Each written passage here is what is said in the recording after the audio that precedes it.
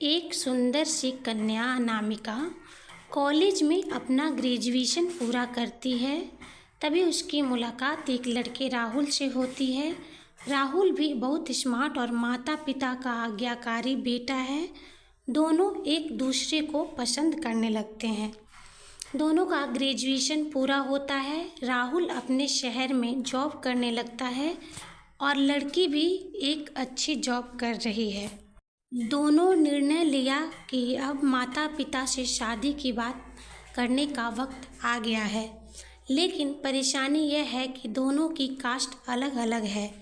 अनामिका ब्राह्मण है और राहुल राजपूत है।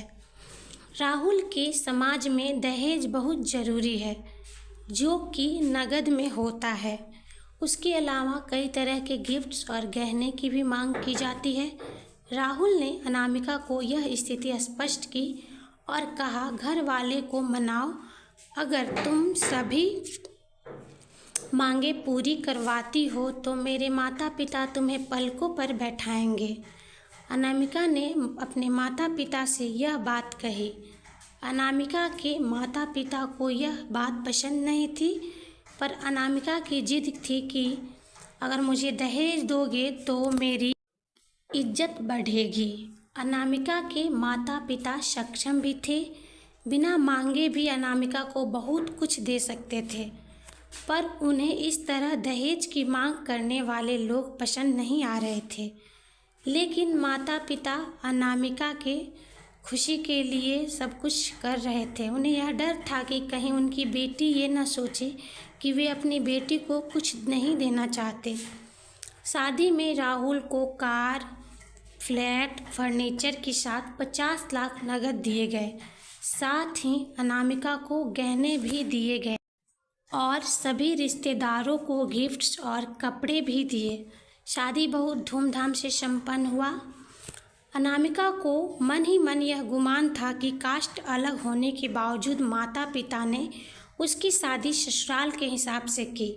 अनामिका को विश्वास था कि उसे बेटी बनाकर रखा जाएगा, उसे वही प्यार दिया जाएगा जो उसके माता पिता ने दिया, क्योंकि उसने अपने ससुराल का मान रखा है। अनामिका ने अपने घर के ससुराल विदा ली।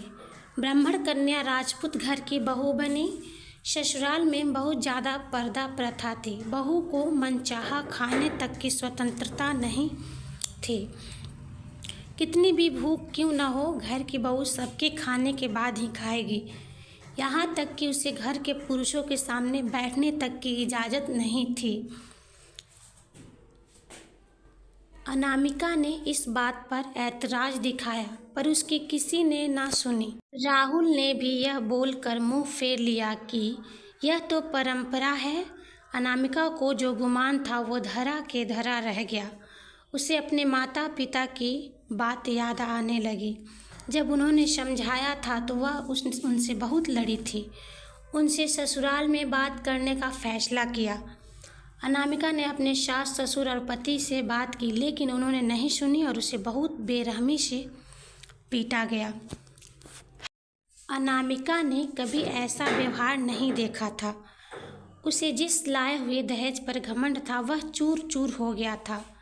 अनामिका को माता पिता से बात करने में भी शर्म महसूस हो रही थी और इसी कशमकश में एक दिन अनामिका ने अपने आप को ख़त्म कर लिया।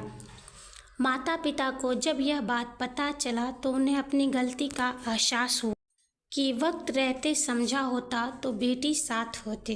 जो लोग दहेज पर बेटे की शादी करते हैं उनकी सोच हर तरह से छोटी होती है। वो किसी और की बेटी को कैसे अपनी बेटी बना सकते हैं। दहेज कभी खुशियों की चाबी नहीं बन सकता।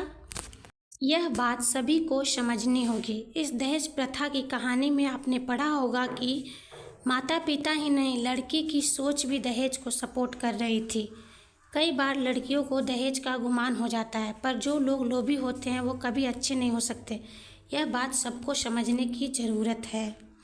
जिस घर में दहेज का डिमांड हो उस घर में कभी अपनी बेटी को न दे। Thanks to watch.